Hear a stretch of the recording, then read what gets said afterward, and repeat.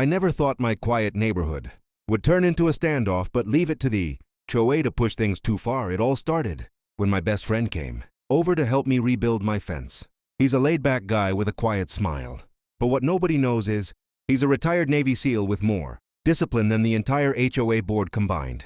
We were unloading wood when the HOA president stormed up screaming that my fence violated community guidelines. My friend tried to calmly explain that he was just lending a hand, but Karen wasn't having it. She pulled out her phone, threatened fines, and then, shockingly, one of her board members stepped forward and actually pulled a handgun, waving it around like he was some sort of action hero. My heart stopped, but my friend didn't even flinch. In one smooth motion, he disarmed the guy, twisted the weapon out of his hand, and had him face down on the ground before I could blink.